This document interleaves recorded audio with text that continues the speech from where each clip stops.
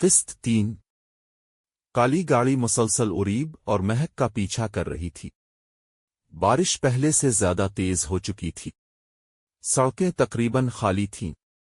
مہک آہستہ سے بولی، اریب، لگتا ہے کوئی ہمارا پیچھا کر رہا ہے۔ اریب فوراً بیک مرر میں دیکھتا ہے۔ وہی کالی گاڑی بار بار ان کے قریب آ رہی تھی۔ تم مضبوطی سے پکڑ لو۔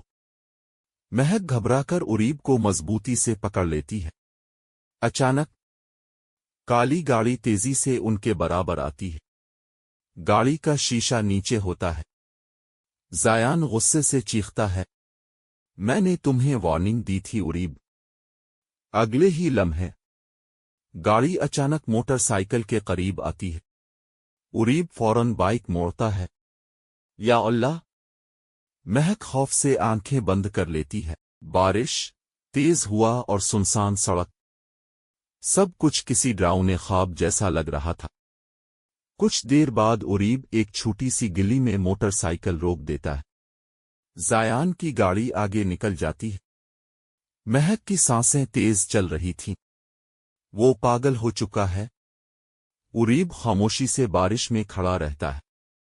اس کے کپڑے پوری طرح بھیگ چکے تھے۔ مہک پہلی بار اس کے اتنے قریب کھڑی تھی۔ بارش کی بوندیں دونوں کے چہروں پر گر رہی تھیں۔ چند لمحوں کی خاموشی کے بعد مہک آہستہ سے بولتی ہے، تمہیں ڈر نہیں لگتا؟ اریب ہلکا سا مسکراتا ہے۔ غریب لوگوں کے پاس کھونے کو زیادہ کچھ نہیں ہوتا۔ یہ سن کر مہک کی آنکھیں نم ہو جاتی ہے۔ تم خود کو اتنا کم کیوں سمجھتے ہو؟ اریب جواب نہیں دیتا، کیونکہ حقیقت یہی تھی۔ وہ ایک عام لڑکا تھا اور مہک ایک امیر خاندان کی لڑکی۔ دونوں کی دنیائیں بہت الگ تھیں۔ اچانک بجلی زور سے چمکتی ہے۔ مہک ڈر کر فوراً اریب کا ہاتھ پکڑ لیتی ہے۔ دونوں ایک دوسرے کو دیکھنے لگتے ہیں۔ دل کی دھڑکنیں تیز ہو جاتی ہے۔ ایسا لگ رہا تھا جیسے بارش ان دونوں کو اور قریب لا رہی ہو۔